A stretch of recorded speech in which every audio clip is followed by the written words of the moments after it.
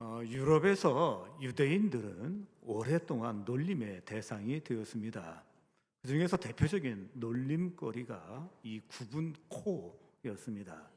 12세기부터 유대인들의 코를 그릴 때 갑자기 코가 길어졌고 생긴 게 꼭 갈고리처럼 그리기 시작했습니다. 그 이유는 유대인들은 탐욕스럽고 이기적이다는 것을 표현하기 위해서 코를 저렇게 길게 그렸다고 합니다. 몇 해 전에 호주 출장을 간 우리 한국 분이 계신데 깜짝 놀랐다고 합니다. 마트에를 들어갔는데 한 4살 정도 되는 어린이가 자기를 보고 옐로우 몽키라고 그렇게 얘기하더랍니다. 그때 그 소리를 듣고서 어머니가 굉장히 당혹스러워했는데 당혹스러울 거 하나도 없습니다. 그 아이가 어디서 배웠겠습니까? 아마 엄마 아빠의 대화 통해서 배웠으리라고 저는 생각을 합니다. 동양인의 이 작은 눈도 대표적인 놀림감 가운데 하나였다는 걸 알 수 있습니다. 오래전에 한 분이 서양에 가셔서 미국에 가셔서 식당에서 요리를 시켰는데 그때 요리를 주문받은 이 직원이 자기에게 자기를 지칭하기를 주문하면서 뭐라고 메모했냐면 눈이 찢어진 여자 그렇게 메모를 해놨더랍니다. 언제부터 이런 일이 시작됐을까라고 했을 때 19세기부터 시작됐다라고 이야기하고 그 이유를 이야기하기를 이 중국 사람들이 대거 미국으로 들어옴으로 말미암아 일거리를 잃어버린 미국 사람들이 그때부터 그렇게 이 화를 내기 시작했다 그렇게 얘기를 했습니다. 얼마 전에 이 핀란드 미인대회의 올해 우승자가 중국 사람하고 식사를 한 다음에 SNS를 올렸는데 내가 누구하고 식사를 했는지를 나타내기 위해서 눈을 이렇게 찢었나 봅니다. 이걸 올려가지고 난리가 난 적이 있습니다. 특히 아시아 사람들이 이 분노를 한 것입니다. 그러자 눈치기 파문을 일으켰던 이 아가씨가 정중하게 사과를 했습니다. 이렇게 얘기했습니다. 내가 한 행동은 눈찍기가 아니라 두통 때문에 뭡니까? 이 관자놀이를 누른 것이다라고 그렇게 이야기를 한 것입니다. 순간 웃음이 나왔습니다. 미인대의 우승자가 아니라 변명대의 우승자가처럼 느껴졌기 때문입니다. 누군가 저에게 성경에 등장하는 인물 가운데 변명대의 1등이 될 만한 사람 누구 하나를 추천하라면 저는 한 사람을 추천할 수 있습니다. 그 사람의 이름이 바로 이 본문에 등장하는 아론이라고 하는 사람입니다. 우리는 이 아론을 통해서 왜 변명하는 신앙이 문제가 있고 나쁜 건지 우리는 분명히 알 수가 있습니다. 그동안 우리는 계속 믿음에 대해서 추적을 하고 있습니다. 오늘은 7번째로 변명하는 믿음에 대해서 한번 추적하는데 이 변명하는 믿음이 무엇이 문제인지를 함께 살피기를 소원합니다. 그렇다면 변명하는 믿음, 이 변명하는 믿음의 문제점은 무엇인가요? 첫 번째, 변명은 자기 죄를 회피하게 만듭니다. 자기 죄를 직시하는 것이 아니라 회피하게 만듭니다. 여기 21절, 22절을 보십시오. 모세가 아론에게 이르되 이 백성이 당신에게 어떻게 하였기에 여기 어떻게 했다는 것은 그들의 행동 모습을 보여주는 게 아니라 아니 그거 가지고서 그걸 그 짓을 했느냐라고 그렇게 책망하는 거예요.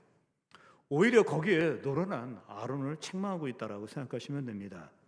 당신이 그들을 큰 죄에 빠지게 하였느냐? 분명히 당신이라고 얘기하고 있습니다. 아론이 이르되 내 주여 노하지 마소서 이 백성의 악함을 당신이 아나이다. 여기에 뭘 얘기하고 있냐면 있죠. 당신의 죄가 이것입니다. 당신의 죄입니다라고 얘기했을 때 그 직시시켰을 때 나는 아니다라고 그렇게 말하는 것입니다. 여러분 아론은 이런 식으로 얘기를 해요. 당신이 문제입니다라고 이야기했을 때 보세요. 흥분하지 마십시오. 그리고 열내지 마십시오. 당신이 이 백성의 기질과 성격을 잘 알고 있지 않습니까? 이들이 얼마나 악질인지 알고 있지 않습니까? 우리는 이 본문을 통해서 이 변명하는 믿음의 문제점을 보게 됩니다. 변명은 자기 죄를 회피하게 만듭니다. 직시하게 만드는 게 아니라 회피하게 만든다는 것입니다. 오늘 이 시간에는 오늘 이 본문을 접하면서 모세를 주목하지 마십시오. 오늘 주목을 하시되 이 아론을 주목할 수 있기를 바랍니다. 이 아론은 누구입니까?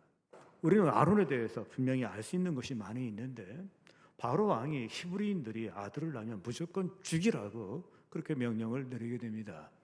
이 명령이 있기 전에 태어났습니다. 그래서 살아났다라고 이야기할 수 있습니다. 그의 아버지가 있습니다. 어머니가 있습니다. 그의 어머니 이름이 요게벳이라는 거 우리 알고 있고, 그는 누이가 있습니다. 미리암이 있고 동생이 있는데 모세라고 그렇게 이야기할 수 있습니다. 어느 날 모세가 이스라엘 지도자로 나서게 됩니다. 그때 그 일에 아론도 동참하게 됩니다. 먼저 그에게는 있죠. 이 모세의 조력자 역할을 하게 되는데 특별히 대변인, 대원자 역할을 하게 됩니다. 어느 날 하나님께서 모세에게 나타나셔서 너는 이스라엘 백성을 구원하라고 출애굽을 시키라고 명령을 내리게 됩니다. 그때 뭐가 필요하겠습니까? 말이 필요하고 연설이 필요합니다. 근데 가만히 생각해 보니까 40년 동안 사람하고 대화도 못 해봤습니다. 맨날 산소리, 물소리만 들었고 양하고 지냈는데 무슨 대화를 했겠습니까? 그러니까 도대체 이 일을 내가 할 수 없다라고 이야기하면서 나는 말이 둔하고 그리고 어눌하다라고 이야기합니다. 그때 못 가겠다라고 하는 모세에게 하나님께서 말씀하시기를 너희 형 아론이 있지 않느냐? 그 아론은 말 잘한다. 아론이 말 잘하니까 내가 아론을 갖다 너의 대언자로 세워서 말을 시킬 테니까 걱정하지 말고 가라라고 얘기했을 때 그때 진짜 아론이 말을 잘했나 봅니다. 모세가 군말이 없어요. 그러면 알겠다라고 가겠다라고 그렇게 결심을 내리게 됩니다. 여기서 아론에 대해서 우리가 알 수 있는데 그는 대변자 역할을 했다는 걸 볼 수 있습니다. 모세에게 큰 도움을 주었습니다. 그뿐만 아니라 이 아론에게 중요한 것이 있습니다. 이 아론은 제사장이 됩니다. 하나님께서 이스라엘 백성을 만나야 됩니다. 그러면 중보자가 필요합니다. 다리 역할을 하는 사람이 필요한 겁니다. 그 역할을 하는 사람이 제사장인데 이 아론과 아론의 가문이 이 일을 맡게 돼서 아론은 40년 동안 이 일을 잘 감당했다라고 그렇게 이야기할 수 있습니다. 우리는 아론을 가볍게 넘기고 있지만 성경에서 아론은 아주 비중 있는 인물입니다. 그 증거가 무엇이냐면 사람이 죽었다라고 하는 기록하는 것, 그리고 어디에서 죽었는지 기록한 것을 이 아론이 비중을 말해주는 것입니다. 아론은 123세를 살았습니다. 그리고 죽은 곳이 어딘지를 명확하게 성경은 말해주고 있는데 물론 신명기하고 민수기하고 약간 차이가 있습니다. 이 신명기에는 모세라라고 하는 지역에서 죽었다고 되어 있습니다. 모세가 아니라 모세라라고 하는 지역에서 죽었다 이게 되어 있습니다. 근데 민수기를 보시게 되면 호로산에서 죽었다 이렇게 되어 있어요. 그래서 어떤 분이 이것을 보고서 있죠. 이 성경이 잘못 틀리다라고 얘기하는데 어디가 맞느냐고 하는데 둘 다 맞습니다. 원주라는 곳이 있습니다. 그리고 원주 안에는 치악산이 있습니다. 마찬가지입니다.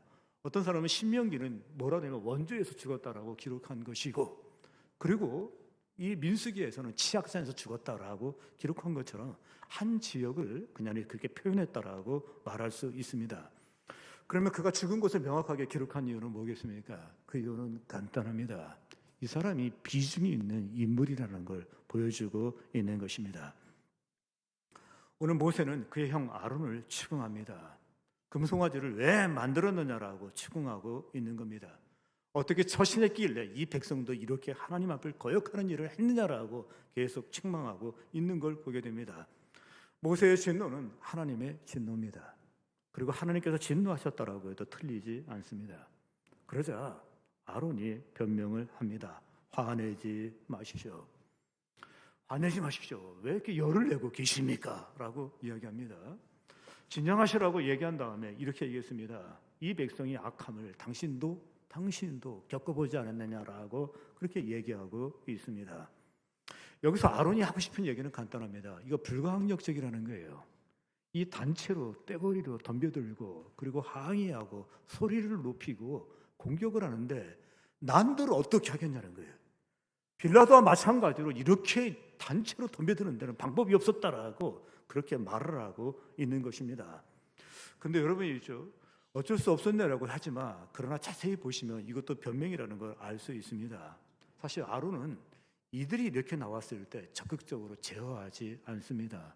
안 된다라고 얘기하지 않았다는 것입니다. 이스라엘 범죄를 위해서 적극적으로 나섰다면 막을 수도 있었을 것입니다. 목숨을 걸진 않는다 할지라도 적극적인 의지를 가지고 하면 안 된다라고 이야기했다면 아마 딜레이를 시켰거나 막았으리라고 저는 생각을 합니다.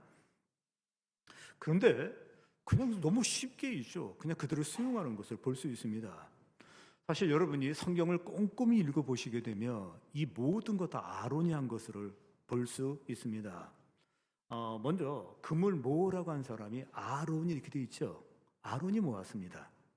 그리고 있죠. 금을 녹인 사람도 아론이고 형상을 깎아서 만든 사람도 아론이고 제단을 쌓고 제사를 지낸 사람도 아론이고 절기를 선포한 사람도 아론입니다.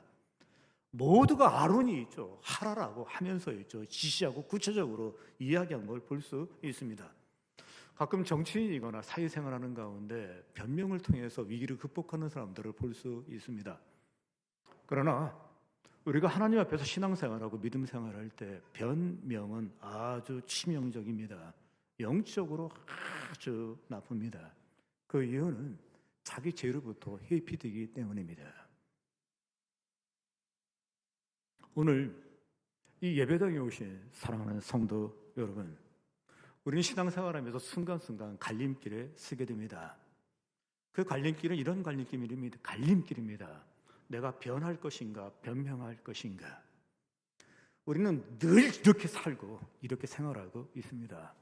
늘 순간순간이 있죠. 나는 변명할 것인가, 변할 것인가.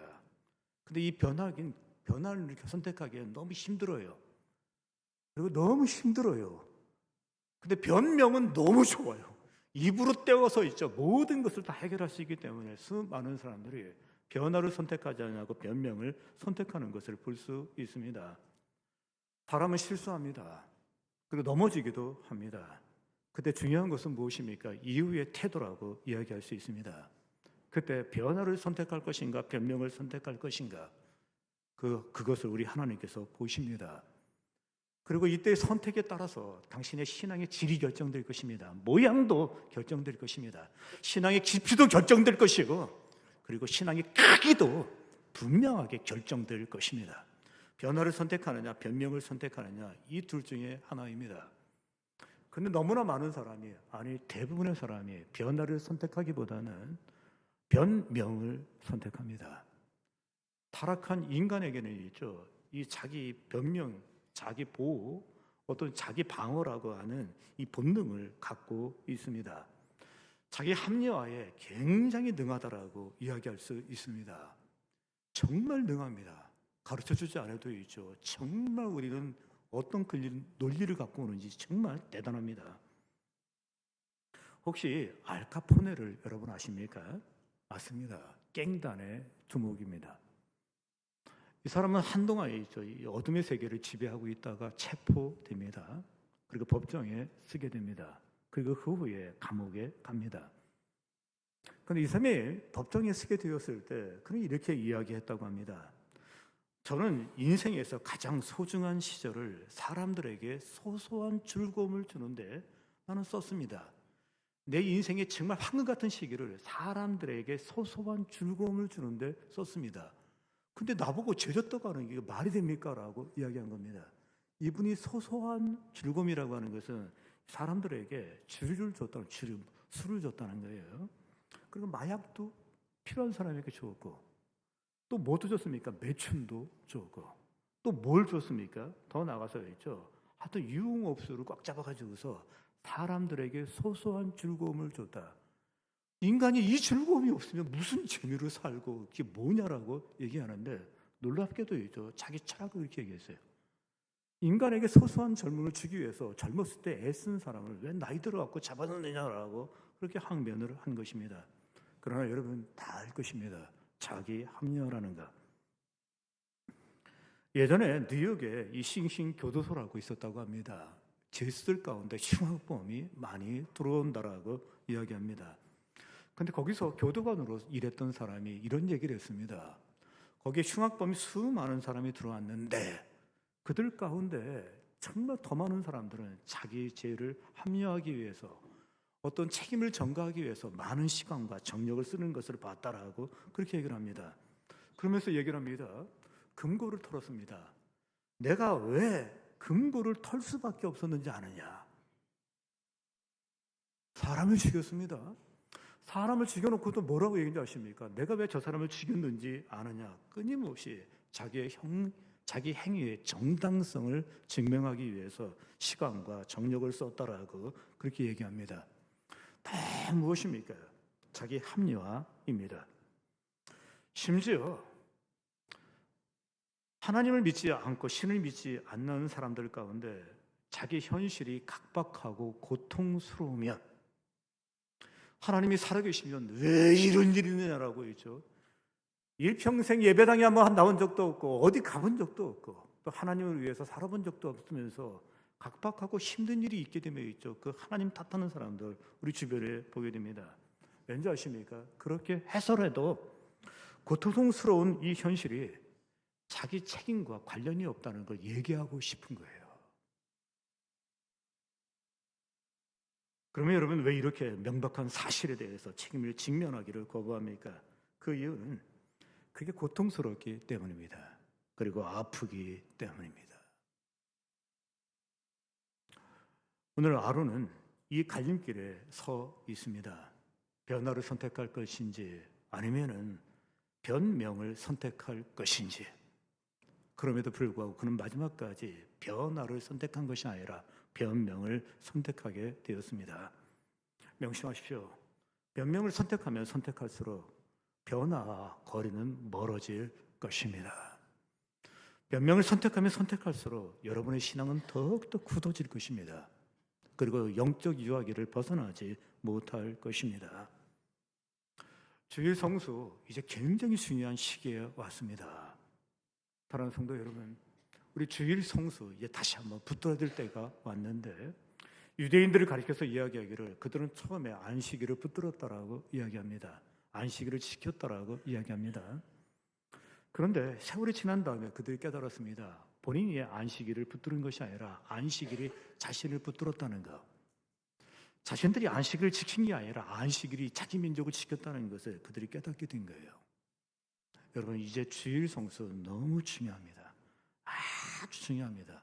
진짜 목숨 걸고 이제 지켜야 될 때가 왔다라고 얘기하는데 이 사회가 탈신앙의 사회이기 때문입니다. 기도에 쉬는 죄를 범치 말라고 성경은 이야기했습니다. 사랑하는 성도 여러분, 이제 변명 그만하십시오. 기도에 쉬는 죄를 범치 말라고 했는데 우리는 얘기합니다. 마음은 원이로되 육신은 약하다고. 그거 본인도 스스로에게 속지 않고 하나님도 안 속습니다. 그렇게 말하는 사람에게 하나님 말씀하십니다. 악하고 게으른 종이라고 이야기하면서 게으르기 전에 악하다라고 그렇게 얘기를 해요. 굉장히 악한 거예요. 마침 여러분 복고스원 금요 기도하시는데 평소에 기도하지 않는 분들은 무조건 나와서 기도하십시오. 그리고 간절히 기도하십시오.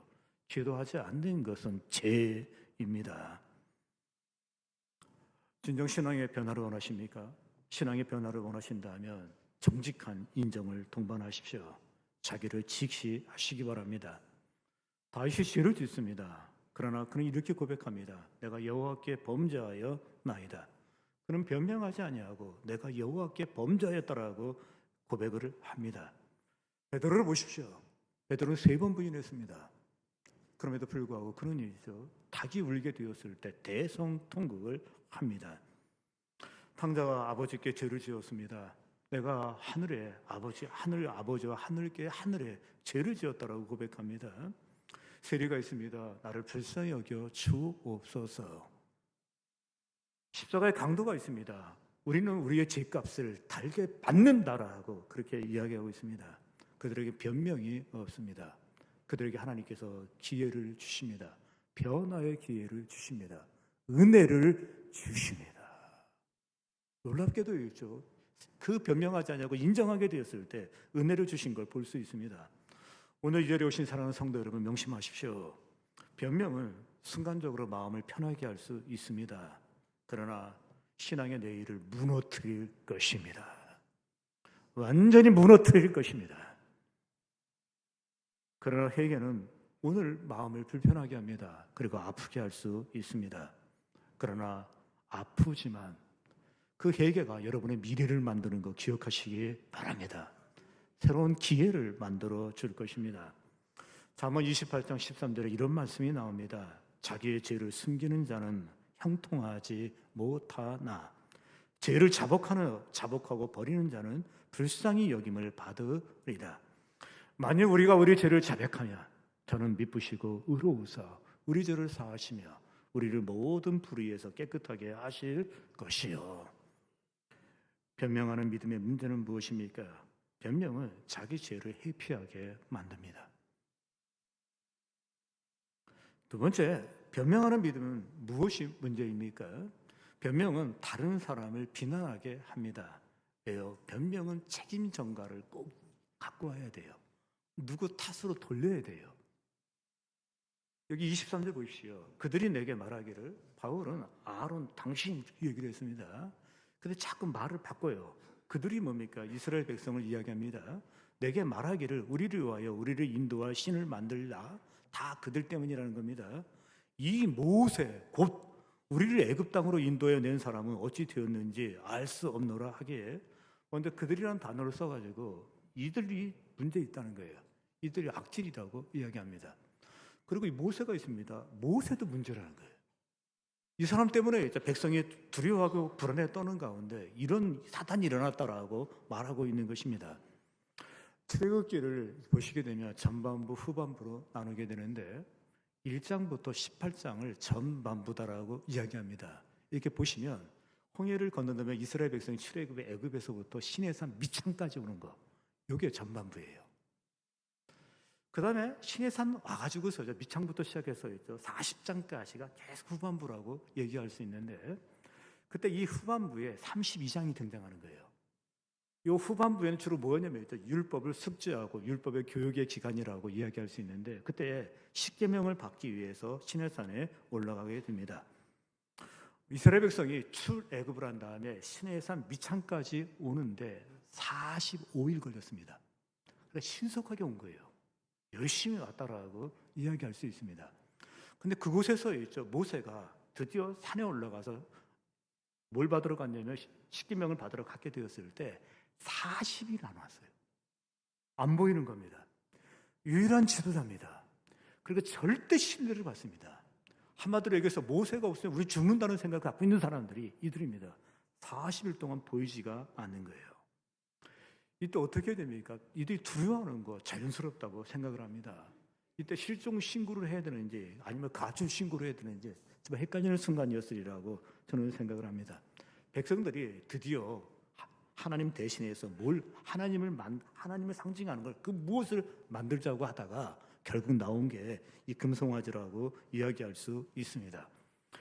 여기까지 말씀드리면서 백성이 얘기했을 때 너무 쉽게 이게 허락이 됐다는 거. 그리고 모든 일을 누가 진행했습니까? 아론이 진행한 걸 우리가 볼 수 있습니다. 이들이 이 모습을 보면서 행동이 좀 특이한 게 있습니다. 뭐라고 되면 이들이 우상을 만든 다음에 먹고 마시고 일어서서 뛰놀았더라 이렇게 돼 있죠. 이들이 우상을 만든 다음에 먹고 마시고 일어서서 뛰놀았더라 이렇게 돼 있습니다. 모세하고 여호수아가 산에서 내려오다가 깜짝 놀랐어요. 소리가 나는데 여호수아는 아직 어려가지고서 저것들이 싸움이 일어났나 봐요. 자기들끼리 그렇게 얘기를 했습니다. 다툼이 일어났나 봐요. 근데 모세가 듣고 뭐라 그래요? 이건 그게 아니다. 노래 소리다 이렇게 얘기를 해요. 좀 독특하고 특별한 소리가 났다라고 그렇게 이야기하고 있습니다. 뭔가 잘못되고 있는 걸 보여주고 있는 겁니다. 모세는 책망을 했습니다. 아론에게 집중되어 있는 걸 볼 수 있습니다. 아론은 할 수만 있으면 그 집중되어 있는 공격을 어떻게 했습니까? 돌리려고 애를 쓰는데 그 첫 번째 대상이 바로 이 백성들입니다. 이스라엘 사람 히브리인들이라고 그렇게 얘기를 할 수 있습니다. 이 사람들이 악질이기 때문에 이런 일이 벌어졌다라고 그렇게 이야기하고 있습니다. 은근히 또 한 사람을 집어넣습니다. 그게 누굽니까? 모세입니다. 그리고 모세를 집어넣은 다음에 당신도 문제가 있다라고 그렇게 얘기했습니다. 자기는 한마디도 안 들어갔습니다. 이 백성이 악하고 저 사람들이 신을 만들어 달라고 시위하고 그리고 때로 몰려들었고 신의 산에 간 당신은 소식이 없고 여러분 무엇이 느껴집니까? 여러분 변명이 문제점이 나옵니다. 변명의 문제점은 있죠. 다른 사람을 결국에는 비난하는 자리에 가게 됩니다. 맞습니다. 변명은 타인의 비판으로 기결됩니다. 그건 누군가에게 책임을 돌려야 하기 때문입니다. 아담을 보십시오. 그래 책임을 돌립니다. 누구에게? 여자에게. 왜 선악과를 따먹었느냐니까 하나님이 주신 저 여자 때문에 먹었다 이렇게 되어 있어요. 여기 여자도 문제고요. 하나님 것도 문제죠. 그러면 여인은 얘기합니다. 너는 왜 먹었느냐고 그러니까 뱀이 꼬셔서 먹었습니다. 타브랑을 보십시오. 그리고 아론을 보십시오. 전부 다 뭐겠습니까? 자기에게 돌리는 것이 아니라 남에게 돌리고 남에게 비난하는 것을 볼 수 있습니다. 어느 시골 목사님이 별락히 신방을 가기 위해서 차에 엔진을 걸었습니다. 시동을 걸었습니다. 부르릉 하면서 앞으로 나가는데 이게 시동 걸고 조금 나갔는데 차 안에 파리가 있는 거예요. 이때 어떻게 해야 됩니까? 급하게 신방을 가야 되니까 이 시골길 논두렁길을 가야 되는데 차에서 파리를 막 쫓다가 그만 차가 이 논두렁에 꿇어 박았습니다. 그때 진짜 파리가 너무 미운 거예요. 아니 이 파리 때문에 신방도 망치고 그 다음에 차를 꿇어박았으니 이거 레카차도 와야 되고 자기는 다치고 이거 말이 됩니까? 그래서 이 파리 때문이라고 얘기하는데 파리가 제일 좋습니까? 아니면 이 목사님 책임입니까? 우리는 다 알고 있습니다. 그러나 아론의 변명을 보십시오. 사실 지도자로서 아주 아쉬움이 큽니다. 모세가 시내산에 올라가게 되었을 때 아론을 남겨두었습니다. 왜 그랬습니까? 내가 없는 동안에 휴가 준 것이 아니라 어떤 문제가 일어나지 않도록 잘 뭐라 하겠습니까? 돌볼 수 있게끔 아론을 남겨놓고 간 것입니다. 그런 의미에서 모세가 없는 상황에서는 아론이 최고 지도자입니다. 그리고 모든 책임은 자기가 한 것뿐만 아니라 일단 본인의 책임이라고 그렇게 이야기할 수 있습니다. 미국에 이 트루먼 대통령이 있습니다. 이분의 집무실 앞에는 있죠. 이런 글귀가 쓰여 있다고 합니다. 책임을 떠넘길 곳이 없다. 자기가 대통령이지 않습니까? 그러면 이제부터는 책임을 누구 책임이라 떠넘기고 없고 내 책임이라는 거예요. 그래서 내 책임이라는 생각을 가지고 대통령직을 수행했다라고 얘기합니다. 여러분이 아는 것처럼 이 트루먼 대통령은 선거에 의해서 대통령이 된 게 아니라 루즈벨트 대통령이 갑자기 죽어요. 그래서 갑자기 대통령이 됐습니다. 대통령이 된 다음에 깜짝 놀란 거예요. 뭐냐면 원자폭탄을 만들고 있었는데 자기 몰랐대요. 요거를 몰래 1급 비밀로 만들고 있었던 거예요. 다 만드는 거예요. 중요한 건 이제 이 폭탄을 쓰는 겁니다. 근데 폭탄을 쓰려고 했더니 너무 무시무시한 거예요. 주저주저해요. 만드는 사람도 주저주저하고 원래 만든 사람은 트루먼 대통령이 싫어했어요. 저 울보 찌질이라고 지금 이 판국에 저런 얘기를 하냐고. 어쨌든 간에 이게 결정해야 되는데 그때 주저주저했을 때 그가 한 말이 뭐겠습니까? 내가 책임진다. 내가 책임진다. 6.25도 마찬가지라고 합니다. 얘기를 듣자니까 미 의회에 승인이 없이 한국 파병을 결정했답니다. 제가 보면서 느낀 건 뭐냐면 결정 판단 뭐합니까? 최종 책임은 내가 진다라고 이야기하는데 아마 이 아론에게는 이런 부분에서 좀 아쉬움이 있는 것 같아요. 근데 여러분 변명을 하면 결국은 책임을 전가해야 됩니다. 누구 탓으로 돌려야 됩니다. 그 다음에 여러분 변명도 한두 번 이제 계속하게 되면 그 다음엔 거짓말이 들어와야 됩니다. 거짓말이 들어오지 않고는 변명을 계속 이어갈 수가 없습니다. 그의 거짓말을 보십시오. 내가 금을 불에 던졌더니 금송아지가 나왔다라고 되어 있습니다. 불이 활활 타고 있는 곳에 금을 던져보십시오. 거기에 금송아지가 나오겠습니까? 녹이는 건 가능해도 금송아지가 만들어진 것은 조각을 한 것입니다. 그리고 작품을 만든 것이라고 그렇게 이야기할 수 있습니다. 처음에는 변명으로 시작했습니다. 그러나 시간이 지나면서 몇 마디도 하기 전에 이 거짓말이 동원되는 것을 볼 수 있습니다. 이 시대도 마찬가지입니다. 한 번 변명하고 두 번 변명하고 계속 변명하면 반드시 거짓말이 동원되어야만 합니다. 저한테 거짓말 많이 하셨죠. 제가 전화했을 때 바빠서 못 나간다는 것은 거짓말인 거 저도 알아요. 그렇게 바쁘셨습니까? 그렇게 바쁘셨습니까?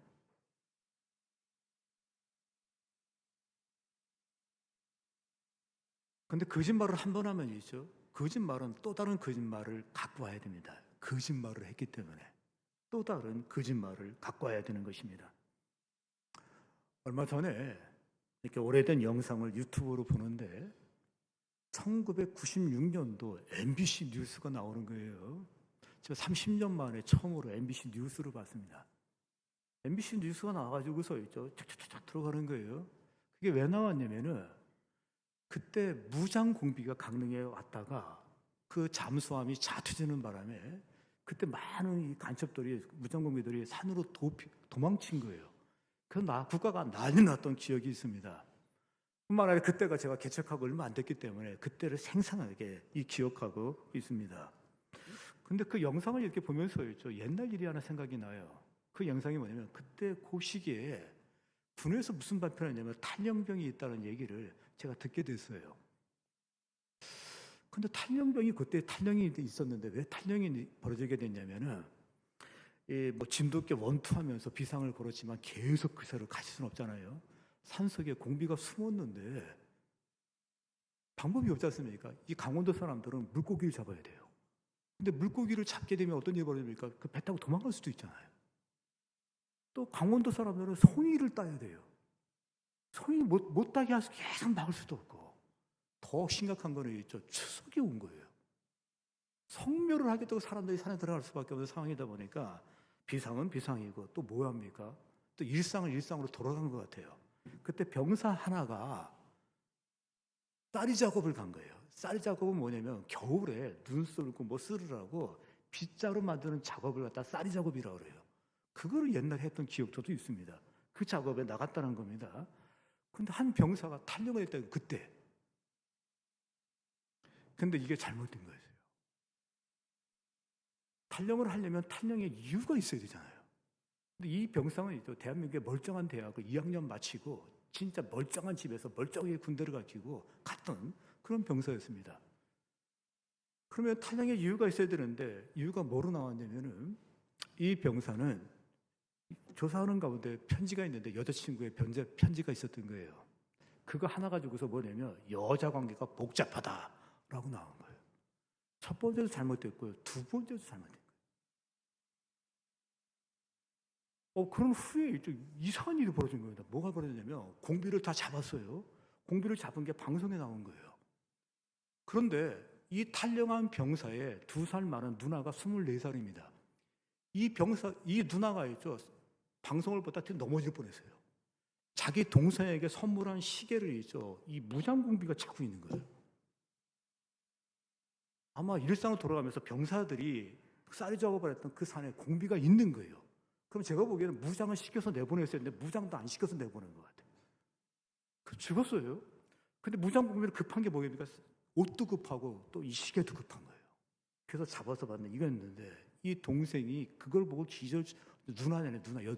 누나가 그걸 보고 기절초풍을 한 다음에 얘기를 한 겁니다.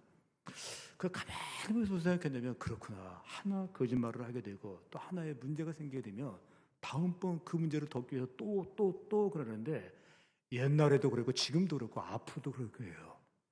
처음에 잘해야 돼요. 처음에 잘못하면 나중에 계속 변명이 거짓말로 발전하는 걸 볼 수 있습니다.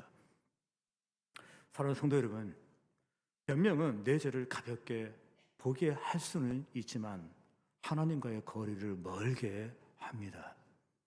하나님과의 거리가 먼 사람이 있습니까? 그 신앙이 늘 변명 속에 살았기 때문입니다. 변명하는 신앙으로 여기까지 이어왔기 때문입니다. 반대로 회개하는 신앙이 있습니다. 자복하는 신앙이 있습니다. 이 사람의 하나님과의 거리가 가까워질 것입니다. 그리고 변화를 만들어 갈 것입니다. 분명히 다윗도 죄를 지었습니다. 우리와 성적이 같은 사람입니다. 그럼에도 불구하고 계속적으로 이상하리만큼 하나님께서 다윗에게 기회를 줘요. 그 기회를 주는 이유가 뭐겠습니까? 한 가지입니다. 내가 여호와께 죄를 범하여 너라. 변명은 죄를 덮으려고 하지만 더 큰 죄를 낳습니다. 그러나 죄를 인정하는 순간 우리 하나님께 은혜를 얻게 되는데 용서와 회복을 경험하게 될 것입니다. 이 시간 성령께서 우리 안에 변명의 영을 거두고 정직하고 그리고 진실한 여러분 회개의 영을 부어주시기를 다시 한번 주의 이름으로 기원합니다. 시편 25편 10편에 이런 말씀이 나옵니다. 하나님이여 내 속에 정한 마음을 창조하시고 내 안에 정직한 영을 새롭게 하소서. 마태복음 25장 8절입니다. 마음이 청결한 자는 복이 있나니 저희가 하나님을 볼 것이며. 변명하는 믿음의 문제는 무엇입니까? 변명은 다른 사람을 비난하게 합니다. 더 나아가서 변명하는 믿음 세 번째 문제점은 무엇입니까? 공동체를 위기에 빠뜨립니다. 여기 28절을 보십시오. 의뢰의 자손이 모세의 말대로 행하매 이날에 백성 중에 3,000명가량이 죽임을 당하니라. 성경은 계속 경고를 했습니다. 그럼에도 불구하고 한 사람의 변명은 계속 이어지고 있습니다. 그 고통을 누가 감수합니까? 이제 백성에게 내려오는 걸 볼 수 있습니다. 이때 우상놀이를 하게 되었을 때, 그 금송아지 놀이를 하게 되었을 때 그때 레위인이 가담하지 않았던 것 같아요. 그리고 레위인을 시켜서 어떻게 했습니까? 3,000명이 죽게 되는데 그 3,000명은 누굴까라고 생각했을 때 아마 적극적으로 가담한 사람이 아닌가 하는 생각을 하게 됩니다. 꼭 기억하십시오. 변명은 이 공동체에 피해를 줍니다. 가정 안에서의 가장의 변명이 있습니다. 또 부모의 변명이 있습니다. 신뢰를 무너뜨릴 것입니다. 그리고 가족 구성원을 불안하게 만들 것입니다. 국가 지도자의 또들의 변명이 있습니다. 국가를 화약하게 할 것입니다. 그리고 국가를 흔들리게 할 것입니다. 교회 아래 지도자가 있습니다. 성도가 있습니다. 우리가 변명으로 일관하게 되었을 때 교회의 사명이 약화될 것입니다. 교회가 병들 것입니다. 교회가 건강함을 유지하지 못할 것입니다. 우리는 매일매일 신앙의 갈림길에 서 있습니다. 변명을 선택할 것인가 아니면 변화를 선택할 것인가.